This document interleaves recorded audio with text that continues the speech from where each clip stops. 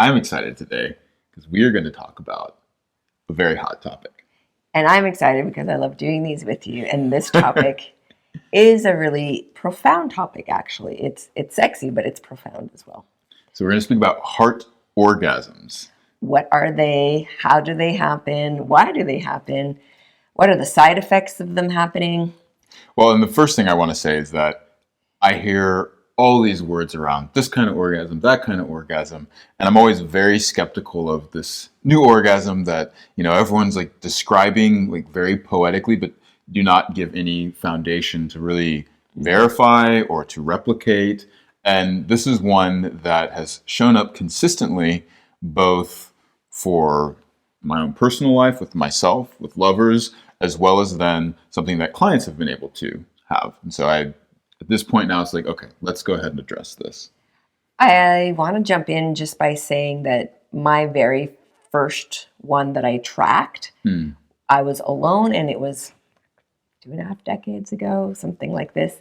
And it blew my mind. I was like, whoa, how am I ever going to want to connect with the person when I can do this by myself? This is amazing. Now, normally we reserve all these personal stories for the other side. So are you going to talk about this now, or is that just a little teaser for those? A teaser for those who want to upgrade into the membership level. So let's look at what is a heart orgasm? Yeah, maybe the textures of it, the sensorial textures, but then also some of my assumptions of what's going on in the nervous system for signaling and giving information to your body. Now, we're going to say that we really do like to stick to science, and this is one that I do not believe science has quite caught up to yet, and maybe only recently has been able to even begin to explain. Yeah, exactly.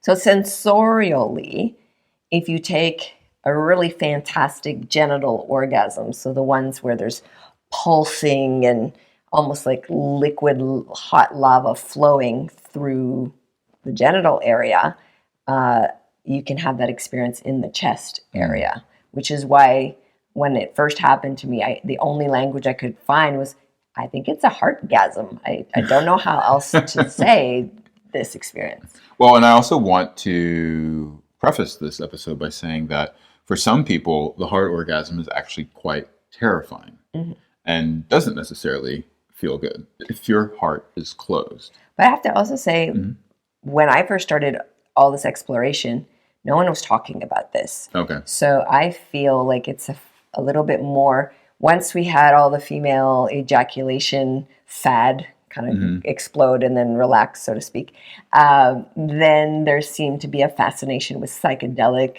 cervical orgasms, and now I'm hearing more about the heart orgasms. But they've been around forever because you can find them in ancient texts and, many references. Well, and I also, too, there are sort of different degrees of this, even for someone that's having a more external clitoral-based, externally stimulated clitoral-based orgasm, then has a refractory period. I mean, you'll hear people say that, it was just kind of like do, not that big. And other times it's like, whoa, wow, okay, this is like really like intense. So these are things that are just happening and maybe even go under the radar of a person not really noticing it. But then at some points it can just go to such epic levels of strength, whether that is because it's relative to where you've been at and then it just really opens your heart, or because the intensity of it builds so much from even with an open heart that then it becomes quite powerful. And so then you notice it, write poetry about it, do post on it, talk about it, or some people I think in the industry then try and sell it. There's definitely, in terms of, well, how does that happen? Because this area isn't normally part of the reproductive anatomy system that when you talk about like sex. And we don't always refer to even the chest or heart area in the pleasure anatomy. Yes. So why is there literally physical, visceral sensation of what we call an orgasm in this area? I think there's a lot of communication happening between the genitals and this part of the body.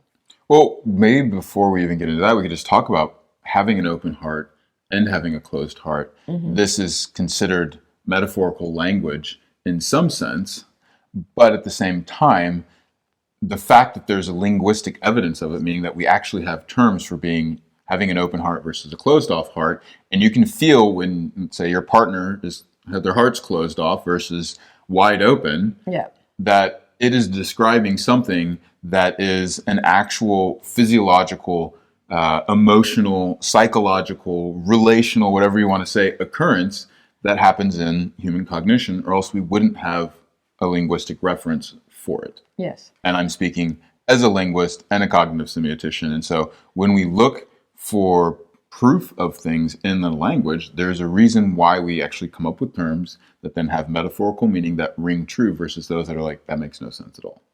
Yeah. Well, won't get into the makes no sense because there's plenty of that. So let's stick to this topic. Mm-hmm. All right. So what is heart open? What is heart closed? When I feel into that, I'm not going to do mind first. I'm going to feel into it. The feeling is that there's expansion in the chest, that there's a feeling of radiance or like warmth kind of permeating outwards. There's a emotional sense of wonderment or awe, a natural curiosity, a natural openness that just seems to be evoked from that space. That's why I think sometimes like, oh, that person was so open-hearted or so even warm-hearted. Well, and so there's a couple references here. One is both the embodied side, and the other is, as you're speaking about, some of the different emotions that are felt in that. And I'd even say that there's some psychological sides as well, where you feel more open to listening to another person's opinion. You are in a state of, you'd mentioned, to be able to like, it's not just the emotion of curiosity, but then also you're seeing like different potentials as opposed to being what you could call like narrow-minded as well. So there is an effect on the psyche, there's an effect on the emotions. This opening sensation is one of the things from a felt state that I think is so important. And I love that you bring this up because this is how we also can start to not just recognize it in ourselves, but even do practices of, oh, I'm noticing like my heart shut off. So what do I do to go ahead to actually like bring me back to that open state? I would say that there's also sort of two other pieces there, especially in reference to the outside world that, and frankly, it doesn't have to just occur with another person. It could just be with life and nature itself. But there is this inpouring of like bringing something into that intimate space. It's why when we are emotionally shut off and not wanting to connect, for someone to come and place their hand on our chest, it's like, get that absolutely away. Whereas if our heart's open, to have a person come and like put their hand on the chest or their head on the chest, you just feel that there is the other piece of it, which is that not only are they sinking into you, but you can also have this outpouring of sinking into the other. And essentially, between those three things of open, pulling in, and sinking into, there's this state of oneness. So I'm wondering if you're comfortable sharing an experience you had a few years ago when, with me specifically, you chose, I still remember the moment. It was very profound for me, though you thought I was sleeping. But there was a moment where you specifically chose to, quote unquote, open your heart, and you were feeling certain sensations doing that. I would love to talk about that because I do think for those of us who've protected this area for a long time or been around a situation that isn't very kind and where you're not feeling 100% safe or seen, there's going to be some protectiveness around this part of the body, around this part of the psyche. So I'm just curious, would you be willing to take us to a descriptive experience of that? Well, before I go into that descriptive experience, I want to give a little bit of the psychology as well behind it, because you do have some terms in psychology such as being avoidantly attached versus anxious attachment. And for those of you that don't know what avoidant attachment is, this is where you literally are not wanting to bond with the person that you are interacting in. Think like your one night stand. Where you're like, hey, this is a one off. I want to hook up with you and basically have the physical fun and never talk to you again. I think that there are other ways to have a one night stand with an open heart, but traditionally that's kind of how it's seen. It's like the wham, bam, thank you, ma'am or man. Typically there's like alcohol, but you're not really investing in who this other person is. Sometimes it can even be just a very selfish act, but you're not bringing in that emotional But bonding. that can also happen in relations. Someone can be avoidant throughout a whole relationship. Completely. And so I'm using that because I think it's a good specific example they can use versus then the anxious attachment type, which is like I think it could be symbolized a little bit more by like the hopeless romantic, where their heart's open, they want to bring the person in, but then at the same time, like the heart's closing off, and then they want to push the person away, and there's this push pull because they're anxious about bringing someone into their life that they deeply desire it, and they're afraid that they're going to, be let down again, and can never really relax into that relationship. This all goes back to Bowlby and Ainsworth with the strange situation and the person coming into the room, leaving the room, and the child's reaction of like either pushing the parent away, which would be more of the avoidant one, and not reacting when they leave after a while, versus the anxious one, which is super amount of tears and crying and throwing a fit when the parent leaves, and then when the parent comes back, doing the exact same thing, versus a secure attachment where you're like, oh, the parents left, a little bit of distress, parent comes back, kid's happy, they relax and go off and do their playing thing. So, and there's a little bit more specificity to that, but for now, if we are to look at the emotion that has, or if I were to draw up a metaphor for that, it was really, because it's very important when we're doing coaching that we can also have, well, what is the embodied experience to be able to relate to clients? And so I had been in a relationship that the person, and it wasn't even like an official relationship, but the body doesn't. You were relating. Yeah. We were relating over a period of time. The body knows what that's like. And this person would be considered classically avoidant and not wanting to like engage in the emotions. And frankly, anyways, there's more to be said about that, because I think a lot of times once the avoidant person opens up, they go into anxiety, and that's the reason why they actually avoid it. So in this case, though, after having related for a long period of time with someone that's avoidant, you start to develop scar tissue. You even will become potentially a little bit avoidant yourself.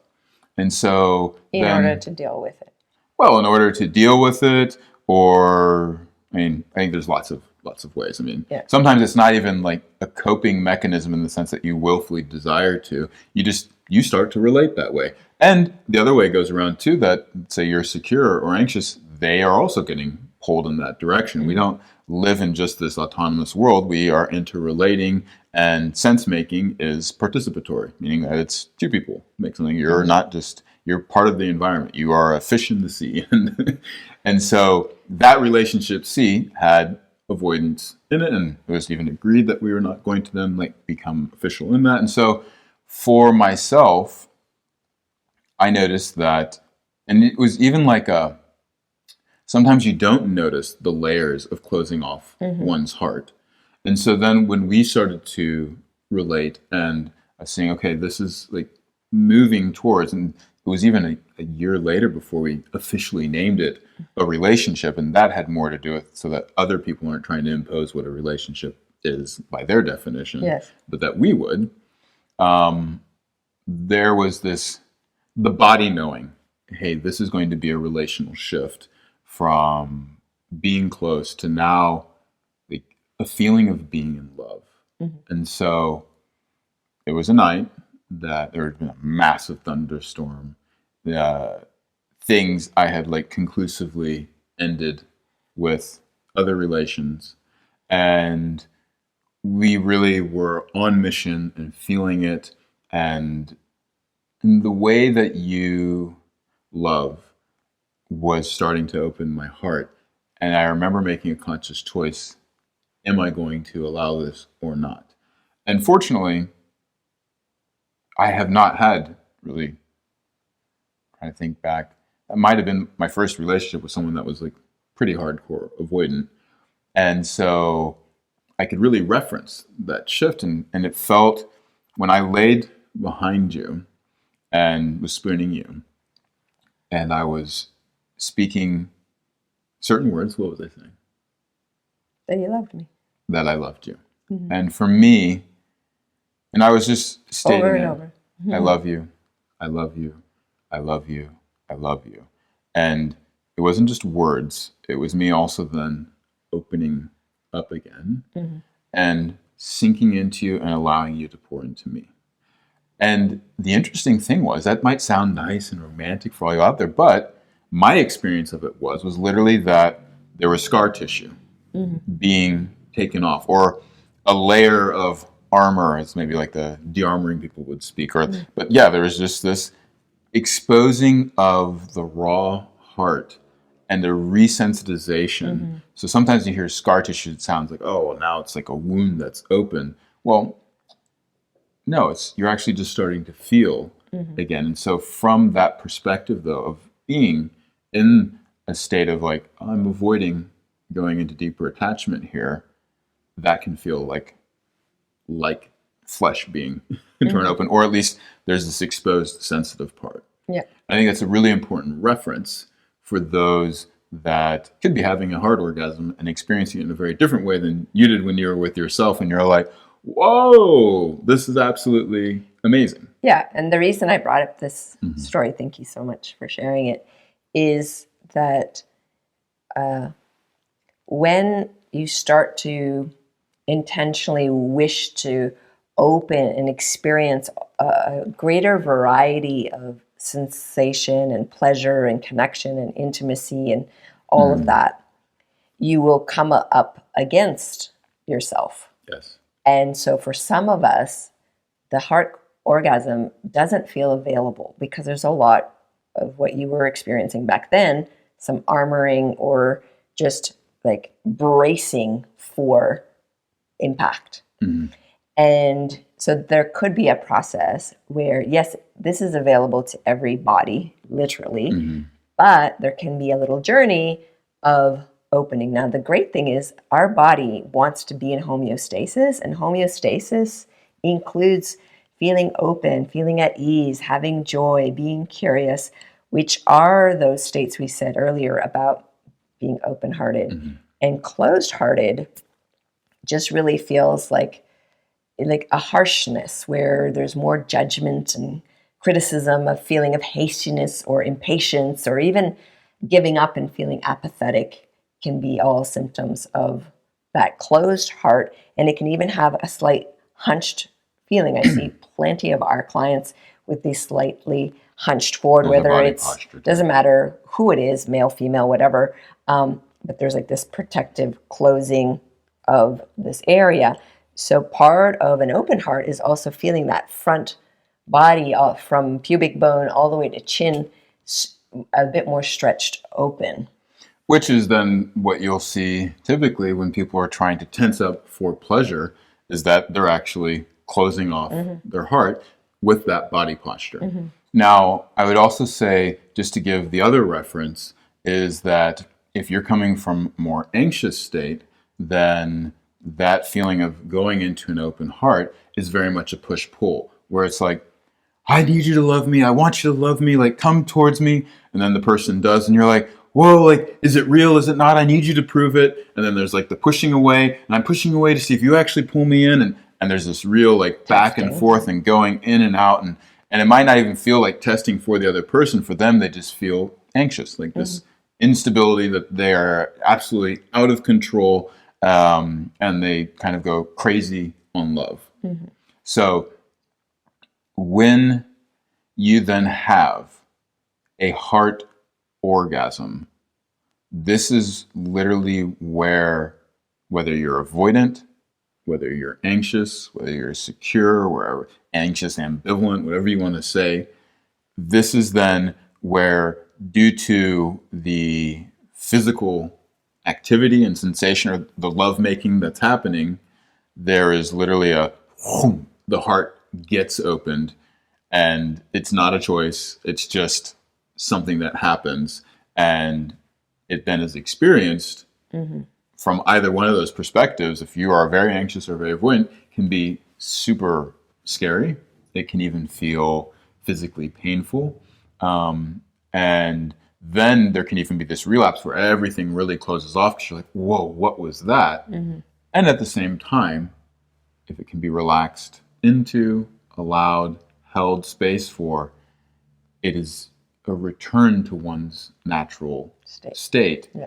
And typically these feelings of heat that start to like pour up, you describe sort of a lava-like feeling.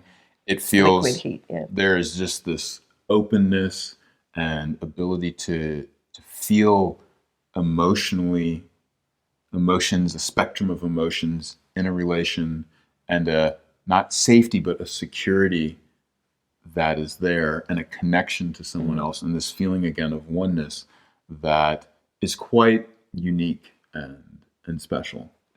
And I love how maybe you could speak about, so I've just spoken about it in relation to someone else, but what is that like in relation to oneself? Because I think this is so important and really is underspoken of. Well, I want to kind of share that more in the other part of the podcast, because I want to But just from a definition, though, of what is, though? You don't need to tell your personal story. Yeah.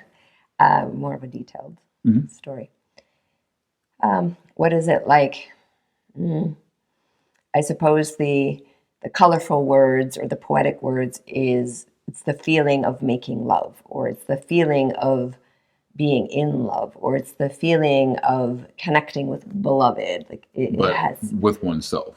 Yeah, I'm alone, but I'm having the feeling like I've just made love with someone. Okay. There's a sensation of wholeness that I think we all kind of seek in union with other. We're seeking that wholeness, but it's happening in myself without anyone there. And that's actually liberation for me. When I experienced that, when I finally figured that out, then I was like, oh, so then why do I need a partner if I have access to this on my own? And then it took some time, but then I realized, oh, relationship is not about two beggars trying to fill each other's bowls. Relationship is about two people, sovereign, whole people, having gourmet plates of deliciousness, offering those with no condition, just abundantly, like, if you'd like, I have these lovely offerings. Otherwise, I'm enjoying them myself. And so then the purpose is not to fill each other. The purpose is celebration. Yes. The purpose is exploration, because something happens when we come together that is unknown in a way that's different than when you're alone with yourself, because there's a lot of control there. So people who have a hard time being in a relationship with others and who enjoy their own company and don't really want to relate to anyone. You see a lot of posts like this these days. Yes. Like, why would I, when I have all this great peace and joy? And some people are like, I'm marrying myself. Yes. So there is that, and that's really lovely. However, I have found that it is through relating to other, which we are designed to do because we have these limbic systems, that we get to learn about ourselves in ways that we cannot on our own. We get to experience the mystery in a whole other way, because there's a dynamism that comes that's unpredictable when there's other. And there's, you get to see where you need to grow as well. Someone, I think, was saying that that a relationship is therapy on steroids, because it's like, oh, okay, you've done your training at one level, and now all of a sudden it's like everything's like super amplified on another level. Well, before we jump over, I want to just give some of my thoughts on the physiological pathways that I believe are activated for the heart. And then we're also going to talk about why this matters. Okay. So one of the things over many years, just kind of studying anatomy and looking at breath and just feeling into my own body and having direct experiences and trying to understand them, kind of reverse engineering, right? I've had this huge experience. Now what happens so I can share it so that others can have it? I learned about a few things. The hypogastric nerve pathway it goes all the way down. It's connected into the pelvic floor, and it's connected all the way up through the center of the body. So information doesn't just go up through the spine to the brain, which is where you orgasm. Information can also go through the nerve pathways that are in the body, centralized in the body, including the vagus nerve. I knew less about the vagus nerve way back when. I knew more about the hypogastric nerve. And what's super interesting about the hypogastric nerve, it's interwoven with the intercostal nerves. And I think when you get signaling of pleasure through that, you get the sensation of waves going up from the genitals into the chest. And that's that nerve pathway. And then you can get these pulsations throughout the entire rib cage. Those are the intercostal nerves that are firing those signals. And then you have the vagus nerve that's basically going from up all the way down. And so the vagus nerve through all the main organs, and all the way through, the prostate area in the male and the uterus and higher, deeper. And I think science is going to discover more. There's less out there being said about men, but that's what we know for now. But yeah, in terms of the with females though, definitely now with is it Barry Komisaruk? I think he was the kind of the main proponent, saying that it's shown to go into the cervix and then also the deeper regions of the vaginal canal. Well, definitely. Our colleague, Dr. Wickman, is an advocate for that information. So tell us why heartgasms or heart orgasms are a good thing. So this is really important in the sense of, one, we've already spoken about just the emotional availability that you have to yourself in life, but then also in the bonding process to a partner. So a lot of times we think of just having talk therapy as, the way to deal with different types of attachment behaviors, which some would even say that you are conditioned from birth and that's just sort of how you're set, as opposed to having a more dynamic perspective on it. And this was something that I have definitely spent time studying, not just, in my off time, which I have, but then also professionally, but then as well in my academic studies. Now, that emotional availability is one part of it that can be dealt with talk therapy, but in terms of actually creating change in the body, when you start to interact with yourself this way, and which we'll talk about in the members area about how to do this, it is something that is life-changing. It changes the manner by which you interact with people on a friendship level, family level, on a definitely in your romantic commitment, lustful relationship pattern. Everything starts to shift. And I would say that just in terms, especially how you define sensuality, which is the ability to walk through the world and feel your senses and gather that information, you will be getting more information to the world from the world. Give more information to the world accurately, receive more information from the world. And it's part of one's emotional maturation, I would say. Awesome.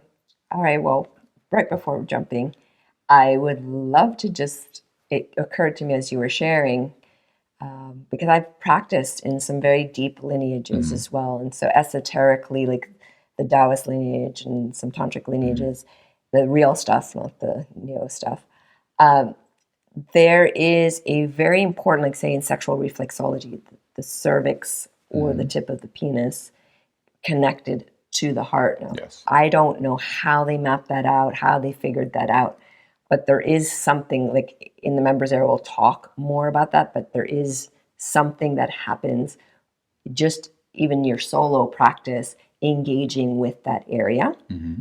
And then in the more tantric, the Kama Mudra lineage, a lot of their meditations bring you into the heart as the center of the alchemy that's going on and the generator of bliss. And it's really quite extraordinary what you can generate simply just seated and making the mantra sounds. And they speak about these channels, the central channel, the right and the left channel, is that opening up.